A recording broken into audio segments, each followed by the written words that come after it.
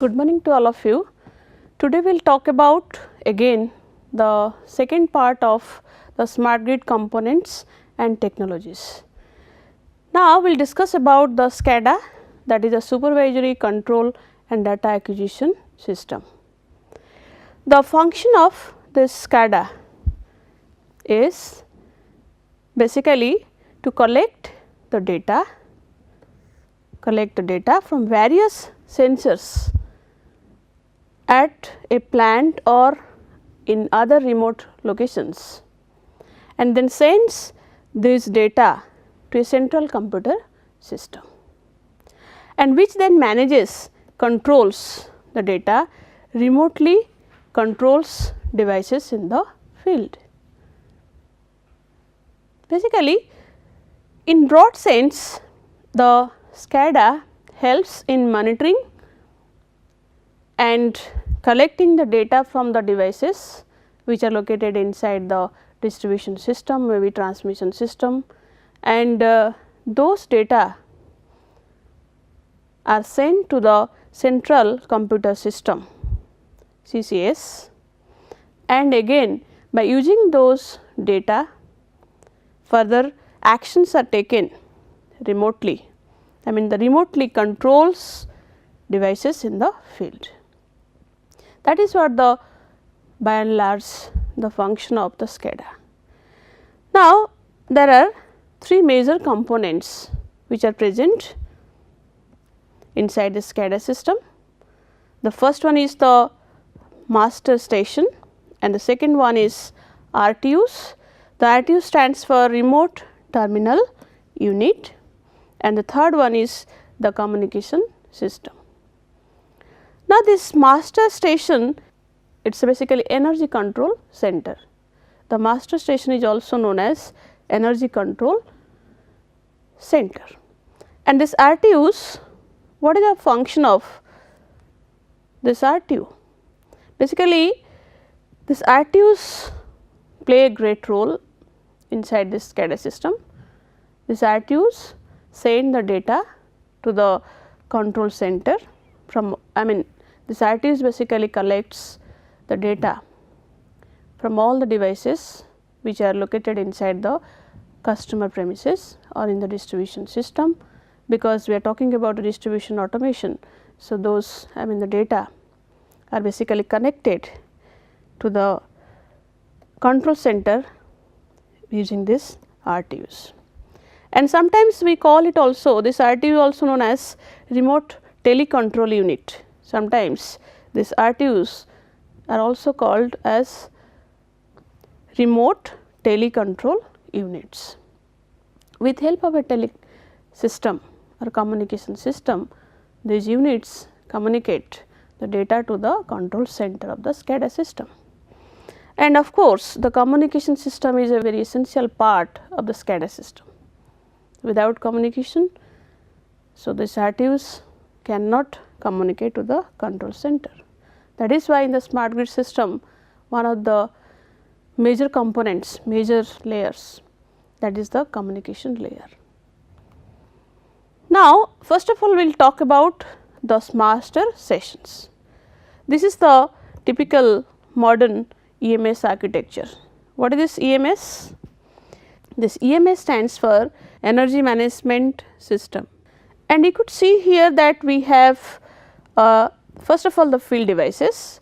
The field devices are like, we have circuit breakers, we have relays, digital relays, we have these reclosers.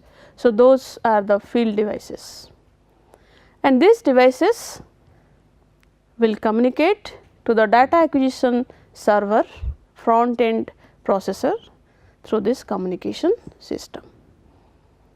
Now the question comes that what is this data acquisition server or the front end processor? This is how this is basically a master station, is a computer system responsible for communicating with the field equipment and includes human machine interface in the control room or elsewhere. That is what the master stations. It is basically system computer and it has also this HMI, that is the human machine interface technology, and it communicates, and basically this master station or the computer system, it communicates with the field equipment, that is important. So, all the field equipments data will be sent to the master station. Now, this master stations have 5 components. One is the real time data server, second one is the historical data server, and the third one is the applications server, fourth one is number of operator workstation, and the fifth one is operator workstation. Now, what are the functions of those stations?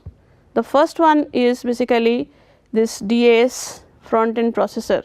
Basically, that particular processor interfaces with the field devices and the communication system we have already discussed, that is a front end processor. And the second one is the real time data server, this one.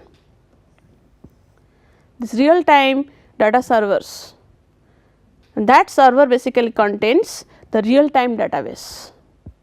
Real time means the voltage and current measurements at a particular bus, basically it will be measured in real time with respect to time, the instantaneous voltage current values. So, those real time data are basically stored or managed inside this particular real time data server. And this is next one is historical server. The historical server maintains the historical database.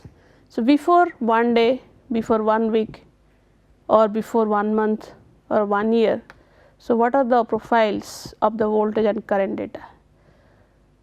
What are the statistics of the voltage current at that particular unit, at that particular bus or devices?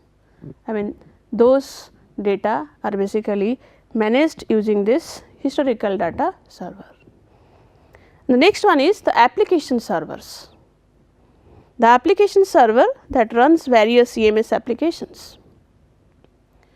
After accusing or gathering the data from the different devices, so we have to go for the application part. The application part means we have to take some actions. Let us say I got some relay information, the relay trip signal, or some reclosure information. So, I have to take some further action. So, that action is basically is considered the application part.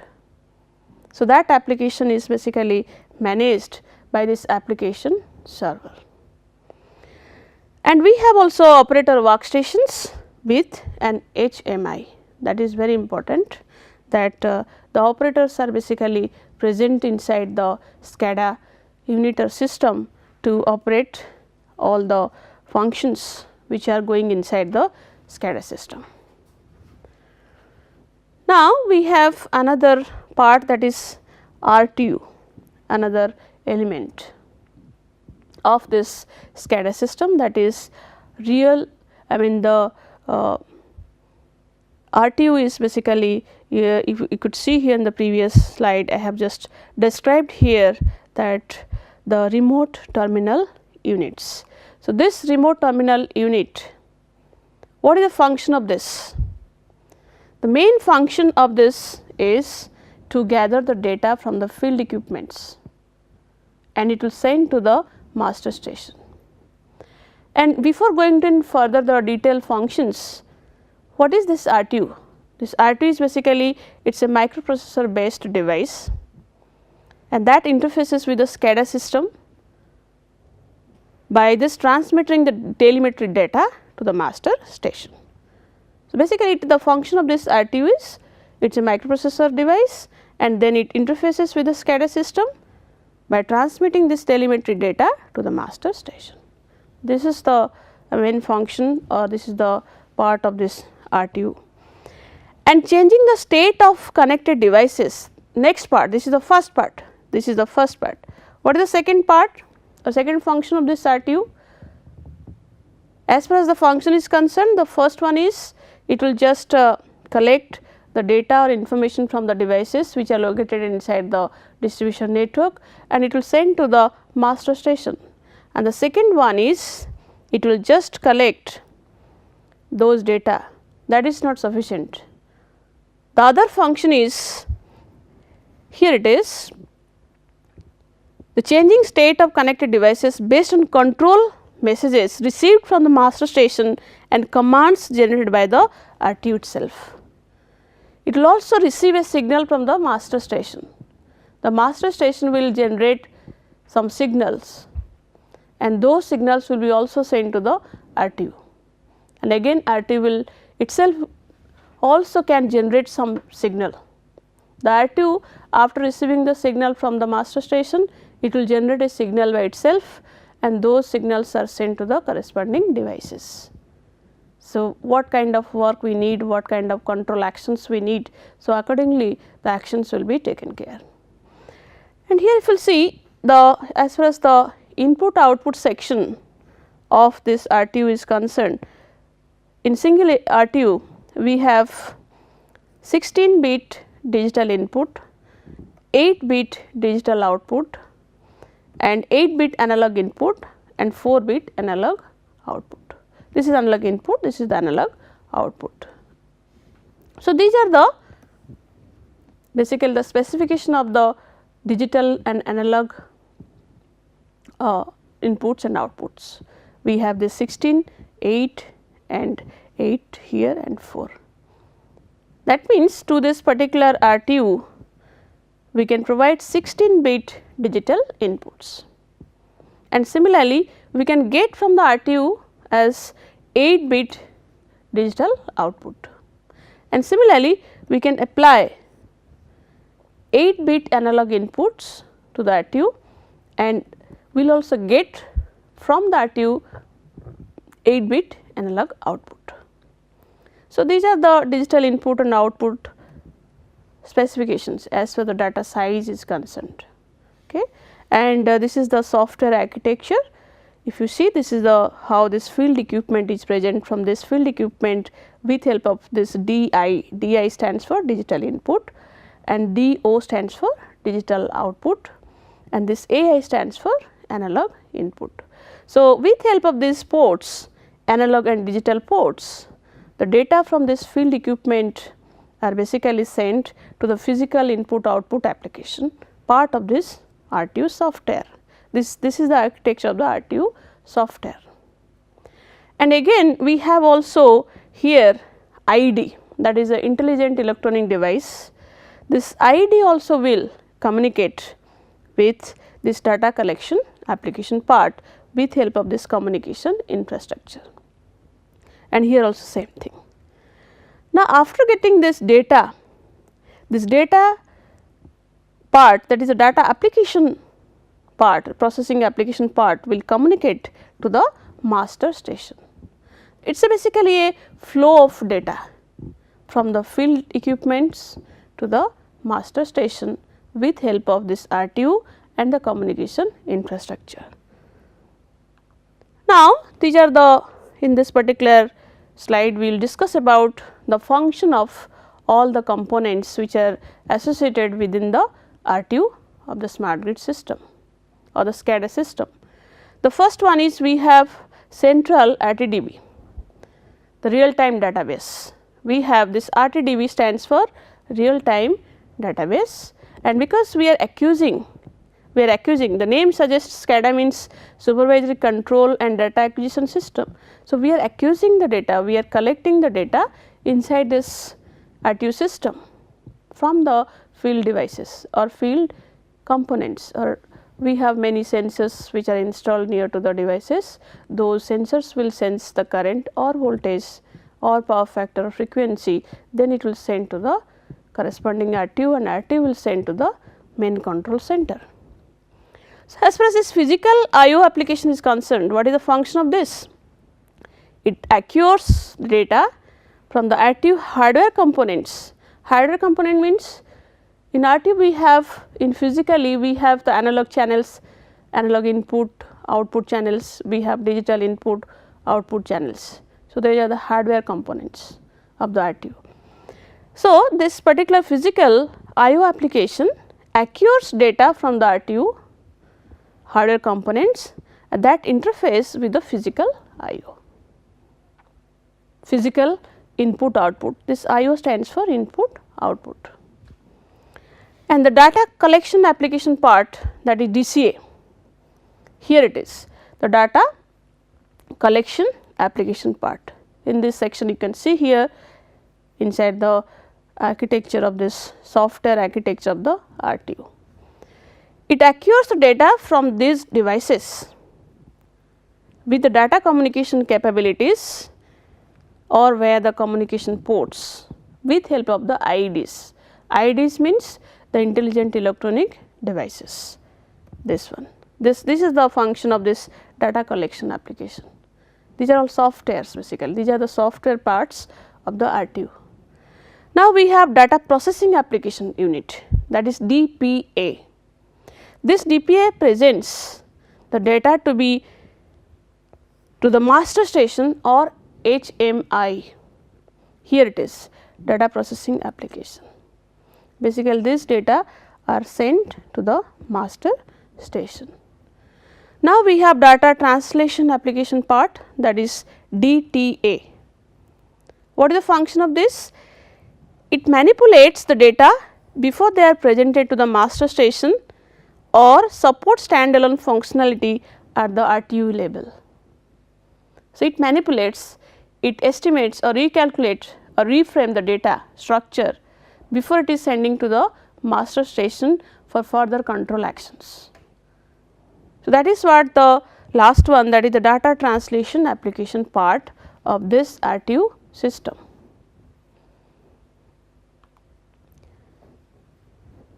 Now, this is the SCADA system data flow architecture.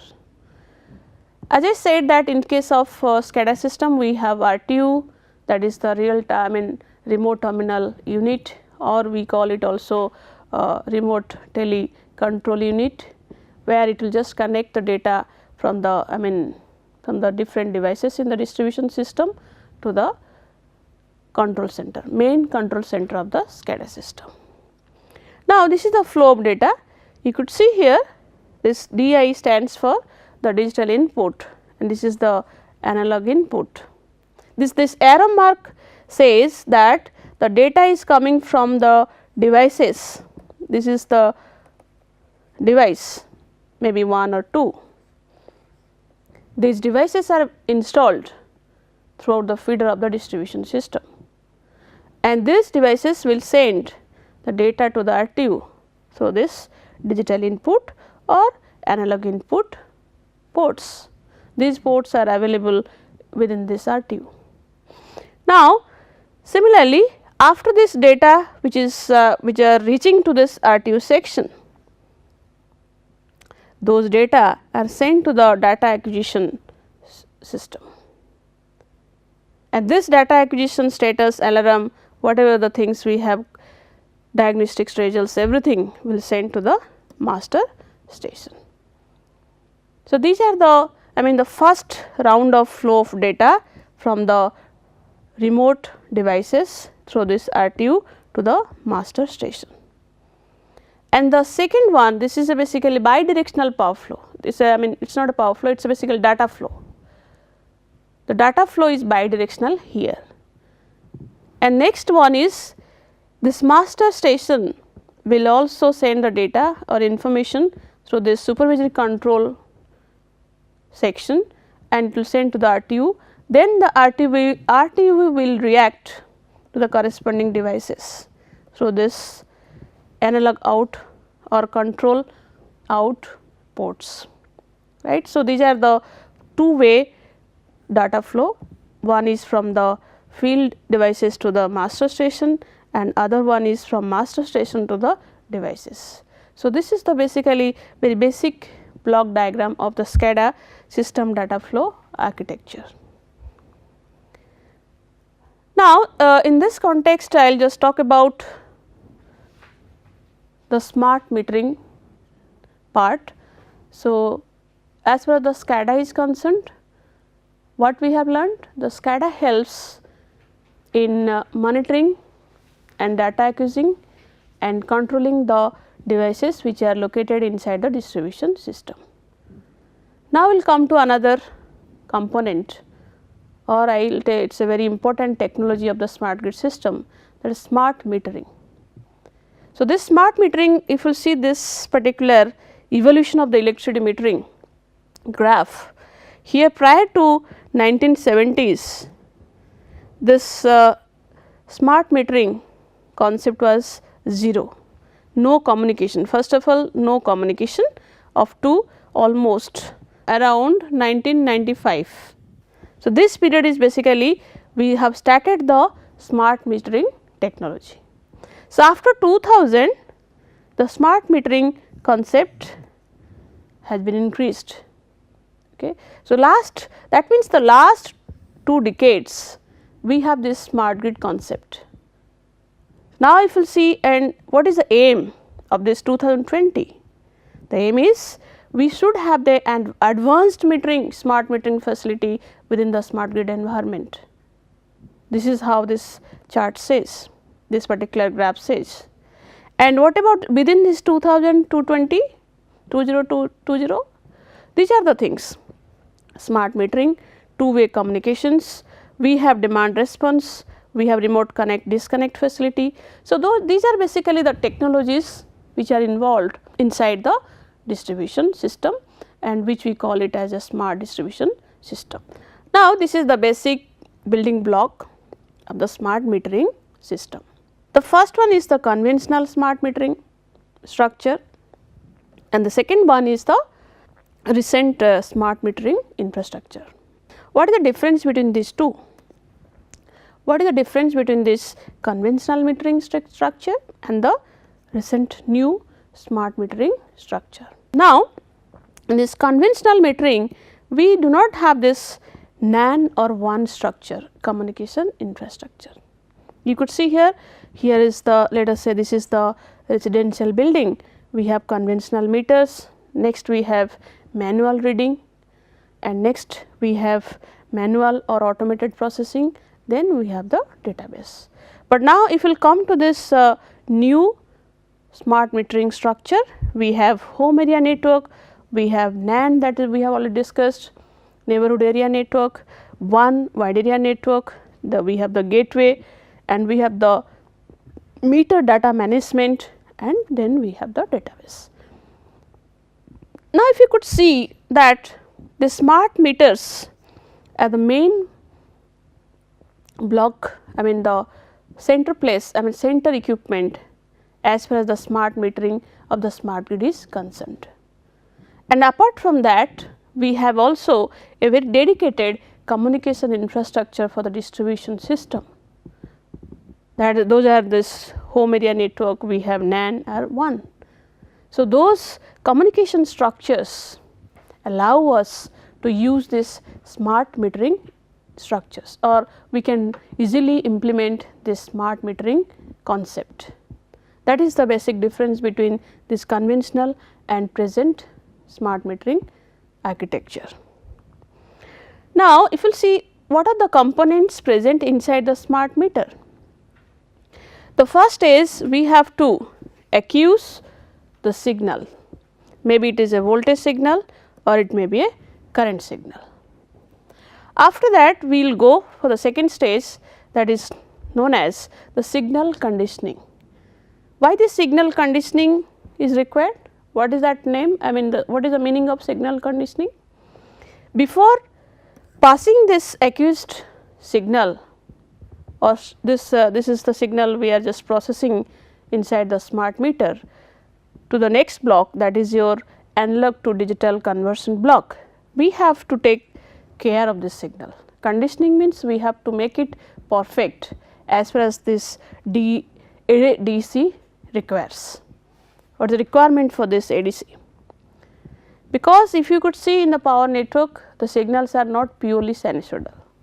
First of all, the signals are not purely sinusoidal, it is not having only the fundamental frequency component, that is 50 hertz. The signal may have other frequency components, harmonics. So, in that sense, we have to basically remove the higher frequency components and harmonics, and sometimes also we have aliasing effect inside the signal. Aliasing effect means sometimes very high frequency signal components will behave as a fundamental signal component. So, those basically the difficulties which are present on desired signals which are present inside the fundamental frequency component of the voltage current, those signals should be removed.